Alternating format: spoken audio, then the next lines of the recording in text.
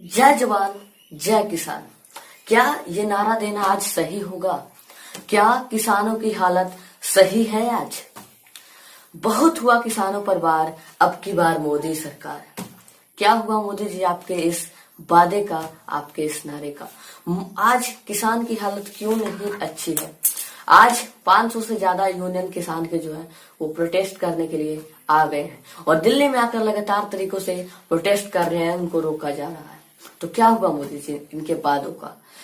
Protest क्यों कर रहे हैं? क्योंकि मोदी जी ने सितंबर महीने में एक फार्मर बिल पास किया था 3, तो उसी के विरोध में, क्योंकि फार्मर उस बिल को नहीं चाहते, उनकी डिमांड नहीं है, दैट्स व्हाई वो प्रोटेस्ट में हिस्सा ले रहे हैं और प्रोटेस्ट कर रहे हैं। किसानों को प्रोटेस्ट करने से रोका गया, मारा गया, पीटा गया, उनको धमकाया भी गया, उनके ऊपर आंसू गैस भी चलाए गए। और जिस किसान को अपने खेत में पानी नहीं मिलती है ताकि फसल उगा सके, उसके ऊपर वाटर कैनन चलाई गई।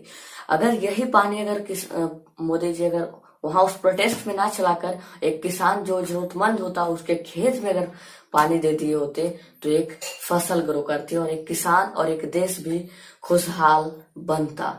लेकिन उनके ऊपर वाटर कैनन तक चलाई गई। किसानों का ये प्रोटेस्ट पीसफुली था। किसानों ने किसी भी तरीके का पॉलिटिकल अलायंस लेने से मना कर दिया। उन्होंने कह दिया है कि हम किसी भी तरह का पॉलिटिकल सपोर्ट किसी भी पार्टी से नहीं लेंगे।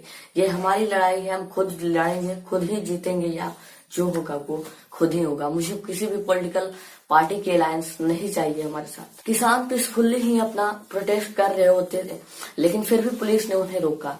किसान ना मानते हुए, हर तौर तरीकों से होते हुए, हर डर सहते हुए वो प्रोटेस्ट करते हैं। एक जगह तो ऐसी सिचुएशन आती है जब पुलिस हाईवे खोद देती है, वो भी 30 फीट तक, ताकि किसान ना जा सके। लेकिन उनको कहाँ पता था कि शायद ये लोग एसी में तो रहते नहीं है, तो एसी में रहने वाले से तो ये दिन भर उनका जो काम रहेगा, उनको अगर एक जगह और दे दिया जाए तो वो क्यों नहीं कर सके। तो इन्होंने भी क्या किया, उस गड्ढे को भरकर उस पे बैरिकेड हटाकर वहां से वो भी प्रोटेस्ट के लिए दिल्ली चल दिए। So guys, in this video we are going to talk about farmer situation। क्या फार्मर की सिचुएशन है, सरकार उनके साथ क्या जो फॉल प्ले कहते हैं साजिश कर रही है, क्या किसानों की भद्दी हरकतें उनके साथ की जाती है सरकार के द्वारा। आइए जानते हैं इस वीडियो में। जब अगर किसानों की बात हो गई है तो बात करते हैं 2 करोड़ रोजगार की, कि आखिर क्यों कोई किसान बनना चाहता है।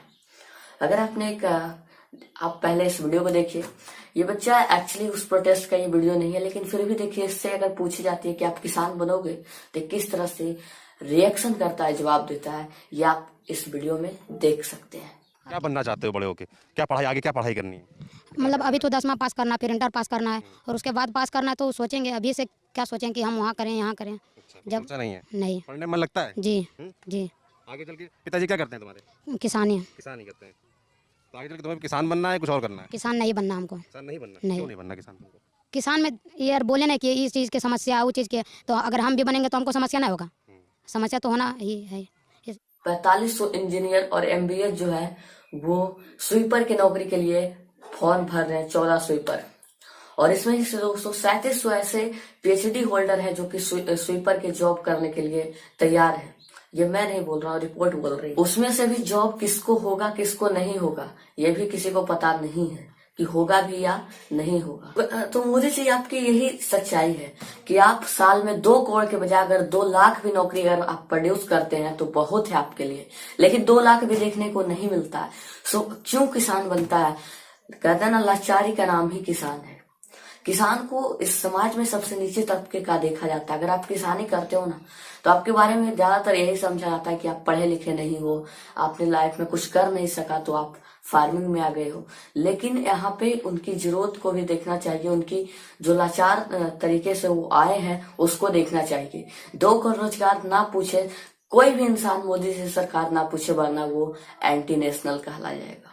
ये है मोदी जी का रोबोट एक्ट। और आप जो एसी में रहने वाले लोग हैं, जो एसी में रहकर फूड खाते हो ना, शायद पैसा ही नहीं खाते होंगे तो फूड ही खाते होंगे। तो अगर आप फूड जो खाते हैं ना, वो किसान की मेहनत पसीने की कमाई होती है। किसान उसे उगाता। अगर किसान धरने पे आ जाएगा, अगर वो काम छोड़ देगा तो आपके पेट और आप दोनों ही भूखा रह जाएंगे।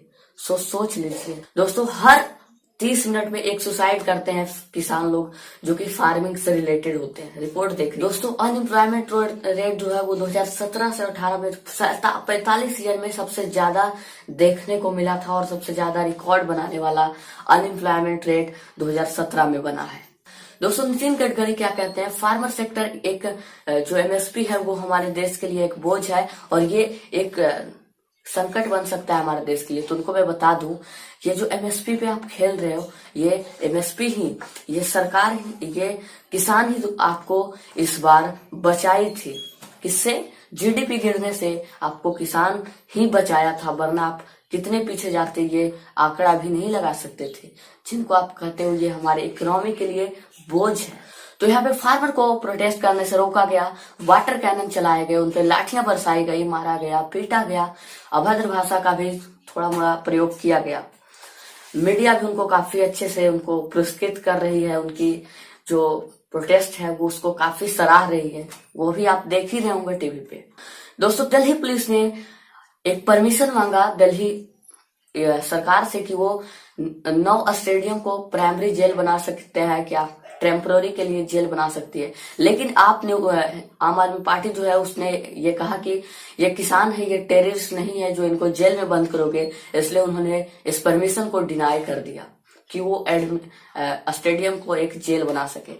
सोचिए दोस्तों, यूपी में आज किसानों को प्रोटेस्ट करने से रोका जा रहा है, उनको प्रोटेस्ट करने के लिए नहीं दिया जा रहा है।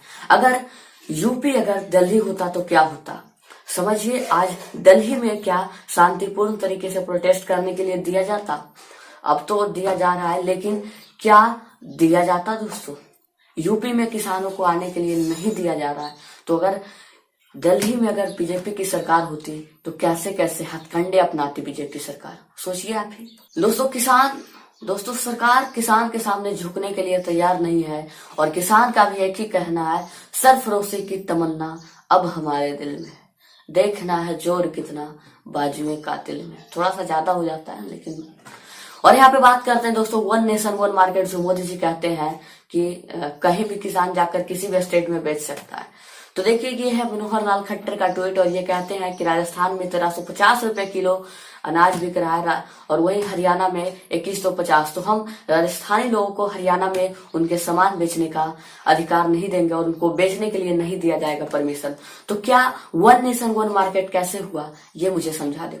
पॉलिटिशियंस ने, किसान नहीं मांग रहे हैं, जिन किसान के सामने वो वोट गिराने जाते हैं कि वोट दे दीजिएगा, ऐसे वैसे तरह तरह के वादे किए जाते हैं, उन किसान को ये किसान नहीं मान रहे हैं बल्कि एक टेररिस्ट मान रहे हैं, एंटी नेशनल बता रहे हैं। सभी तरीकों से इनको किसान के नाम पे गालियां दी जा रही है कि प्रोटेस्ट करने से, क्योंकि उनका हक है कि वो प्रोटेस्ट कर सकते हैं। अगर किसान को वो पसंद नहीं है, किसानों के लिए आपने लाया, अगर मुझे कोई चीज नहीं पसंद है तो मैं नहीं लूंगा, सिंपली बात है। तो वो भी प्रोटेस्ट इस वजह से कर रहे हैं। तो या तो उस पे हटा दीजिए उस बिल को, या तो एक लिखित दे दीजिए, एमएसपी इतने से नीचे नहीं खरीदा जाएगा। किसानों की भी यही डिमांड है। और आप तो एंटी नेशनल कह भी नहीं सकते हैं बीजेपी पार्टी के लोग, क्योंकि आपका हीरो सावरकर है। सावरकर को आप वीर मानते हो, भगत को कैर मान रहे हो, गांधी को नहीं मान रहे हो कुछ भी। आपका हीरो गोडसे है, जो कि गांधी हत्यारा था, देश के लिए स्वतंत्र भारत ने उसको एक टेररिस्ट की जैसा देखा था, जिसे आप हीरो देख रहे हो। आपका हीरो वो है। आपके हीरो में एक और नाम शख्सियत आता है जो कि आज रियल लाइफ में प्रेजेंट डे में है, वो प्रेजेंट है दोस्तों, साध्वी प्रज्ञा ठाकुर, जो कि एक टेररिज्म में शामिल है, उसे भी आज ने टिकट दे के रखी है। तो आपका हीरो तो ऐसे पहले ही एंटी नेशनल और टेररिस्ट लोग रहे हैं। तो टेररिस्ट लोग किसी को एंटी नेशनल ना बोले तो ही अच्छा है, क्योंकि ये हो जाता है उल्टा चोर कोतवाल को ही डांटे। ये तो मत ही भूलिएगा, बीजेपी सरकार की आप ही के वजह से 120 जाने गई थी डीमोनेटाइजेशन के वक्त। नोटबंदी के समय कितने जाने गए थे, कितने लोग तबाह हो गए थे, कितने लोग सुसाइड कर लिए गए थे, उनकी पैसे चली गई थी। लाइन में लगाकर आपने कितनों की हत्या कर दी, ये है सच्चाई। अब बात करते हैं दोस्तों मीडिया के फाउल प्ले के बाद, और मीडिया रोल क्या निभा रहा है इस प्रोटेस्ट में, बहुत अच्छा रोल है। तो आइए जानते हैं। मीडिया इन्हें खालिस्तानी लोग कह रहे हैं, मीडिया लोग इन्हीं को कह रहे हैं कि ये खालिस्तान के मोहरे बताए जा रहे हैं, इनको एंटी नेशनल बताए जा रहे हैं। तो आप ही बता दीजिए मीडिया जी कि ये खालिस्तानी कैसे बन गए, क्या इनके पास कोई पॉलिटिकल अलायंस थी, क्या इनको आईएसआई से संपर्क था? कैसे खालिस्तानी बने जाते हैं भाई, मुझे भी कोई समझा दे। खालिस्तानी तो आपके अमित चाचा भी हुए, क्योंकि वो भी कहते हैं कि अगर बीजेपी हारी भारत में तो पटाखे पाकिस्तान में फूटेंगे। तो क्या इसका मतलब समझे हम? खालिस्तानी तो आपके भी लोग होते हैं ना। आप लोग को कोई भी शर्म नहीं आती है इनको खालिस्तानी बताने में?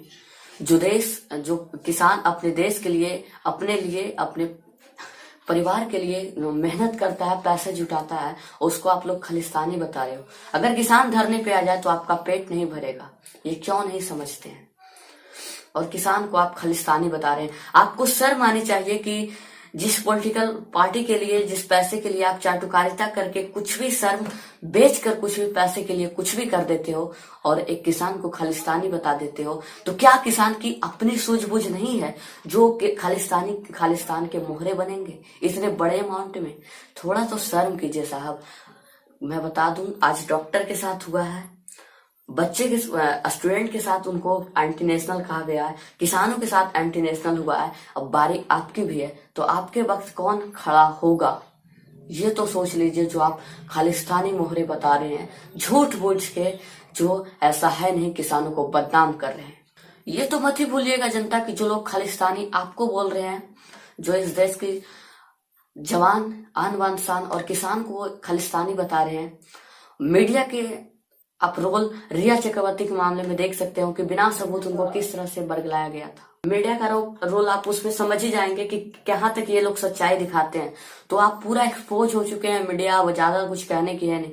सुधीर चौधरी भी यही बात, अर्नब गोस्वामी, रजत शर्मा, सभी लोग कह रहे हैं खालिस्तान के मोहरे बने। तो हमें भी बता दीजिए कैसे बना जाता है साहब। अगर आप इतना ही राव अगर आप है तो मुझे लगता है इस देश से सीबीआई को हटा देना चाहिए, राव को हटा देना चाहिए, आर्मी को हटा देना चाहिए। इन पत्रकार को जो खालिस्तानी बताते हैं इनको खड़ा कर देना चाहिए लाइन में, और यही लोग सारे चीज का एक्सपोज करेंगे, पर्दाफाश। फार्मर को मिसलीड किया जा रहा है, यही पत्रकार कहे। तो मैं कह रहा हूं कि आपको कितने पैसे देकर मिसलीड हुए हैं आप, हमें भी बताइए। कितने पैसे खाकर आप लोग मिसलीड हो जाते हैं, अपने ईमान को बेचते हैं। आज भी देश में तमाम तरीकों के मुद्दे हैं। आज भी देश में मीडिया किसान को ना पकड़कर बल्कि दोस्तों हिंदू मुस्लिम पाकिस्तान करने पे तुला रहा। मैं फर्स्ट डे से देखा दोस्तों, इधर एनडीटीवी जो है वो लगातार किसानों की समस्या बता रहा था, किसानों की हालत दिखा रहा था, और ये एबीपी न्यूज जैसे तमाम गोडी मीडिया जो थी, जी न्यूज जैसे, वो पाकिस्तान की इमरान खान की वाइफ के बारे में दिखा रही थी। आप न्यूज जाकर पहले वाले चेक कर सकते हो। दोस्तों आपको अगर मीडिया का रोल देखना होगा तो आप अन्ना हजारे मूवमेंट में देख सकते हो कि मीडिया ने किस तरह से लोगों को साथ दिया था। उस समय ऐसी नहीं थी कि मीडिया बिकी हुई नहीं थी, लेकिन आज लिमिट क्रॉस कर चुकी है बिकने में।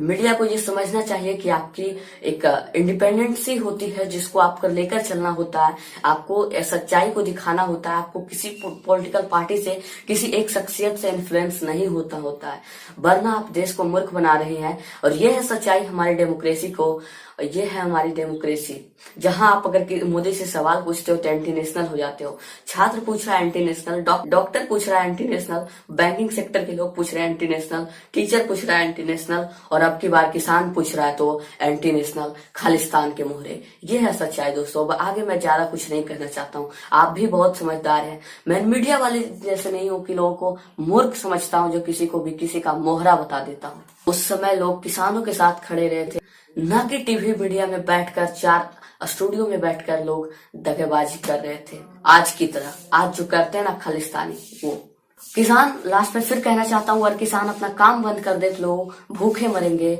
और टीवी मीडिया वाले लोग, आप भी जो इस देश को, इस किसान को खालिस्तान बता रहे हैं, खालिस्तानी बता रहे हैं, वो भी भूखे रहे। सुधीर चौधरी जी आप क्या कहते हैं? खालिस्तानी, खालिस्तान के मोहरे, एंटी नेशनल। तो आप तिहार का एक्सपीरियंस भूल गए क्या? आपको याद रखनी चाहिए। तुम लोग फूड खाते हो या मनी? शर्म नहीं होता है? शर्म कीजिए, शर्म करो थोड़ा सा, जो इस देश को बर्बाद कर रहे हैं, शर्म करो। अगर मैं सरकार से कह देना चाहता हूँ, अगर आप सतर्क आज नहीं हुए तो आप 1980 के दशक में जो मूवमेंट स्ट्राइक हुई थी इंदिरा गांधी के साथ क्या हुआ था वो बखूबी जानते हैं। इसे आप जान लें, क्योंकि यही आपकी रीढ़ की हड्डी हो सकती है। और जिस तरह से उस समय उग्रवाद के खिलाफ, उस समय सच्चाई के सपोर्ट में जिस तरह से किसानों ने, जिस तरह से देश के जनता ने कदम लिया था आज आपके साथ भी हो सकता है अगर आप ना संभले तो। किसान को कमजोर मत समझ के ये आपको मौका दे रहे हैं। अब आप लोग सोच रहे होंगे कि किसान क्यों प्रोटेस्ट कर रहे हैं, तो उनकी सिंपल दो ही मांग है दोस्तों कि वो या तो एमएसपी को वापस ले लिया जाए, जो बिल है उसको वापस ले लिया जाए, या तो एक लिखित फरनामा दिया जाए कि एमएसपी के अंदर ही आपको खरीदा जाएगा। कोई भी किसी भी प्राइवेट लिमिटेड से आपको अगर बेचना होगा तो वो भी एमएसपी से कम दाम में आपको आपके प्रोडक्ट को खरीदेगा, ये चाहते हैं। और आपको होगा कि सिर्फ पंजाब और हरियाणा के ही क्यों, तो इसके पीछे एक ही रीजन है कि एमएसपी से ज्यादा लाभ सिर्फ यही दोनों स्टेट के लोग ही ले सकते हैं। आप इस चार्ट में देख सकते हो, और एमएसपी पे सिर्फ 6% ही किसान जो हमारे देश के हैं वो इस्तेमाल कर सकते हैं, यूज ले सकते हैं, मतलब काम ले सकते हैं। सो ये कुल मिलाकर ये प्रोटेस्ट किया जा रहा है और आज तमाम तरीकों से उनको बदनाम करने की कोशिश की जाती है, इस देश की साख को, इस देश की आन बान शान और जवान को, अन्नदाता को। तो मुझे लगता है आज हमें इनके साथ खड़ा होना चाहिए। हम तो वहां जा नहीं सकते, लेकिन यहीं से अगर आवाज उठा सकते हैं तो वो जरूर करनी चाहिए हमें। और दोस्तों लास्ट में आपको ये तस्वीरें दिखा देता हूँ कि जिस पुलिस की टीम ने उनके ऊपर लाठियां बरसाई, वाटर कैनन मारा पीटा, उनको आज किस तरह से खाना दे रहे हैं, पानी दे रहे हैं, आप पहले भी तस्वीरों में देख चुके हैं। और एक बार लास्ट में एक बात बोलकर मैं अपनी बात को खत्म कर रहा हूँ कि जहाँ के मजदूर हजारों किलोमीटर पैदल चलते हो और उनके प्रधान सेवक 8 कोर के विमान से उड़ते हो, तो ये गर्व का नहीं शर्म का विषय है। जय हिंद, जय जवान, जय किसान।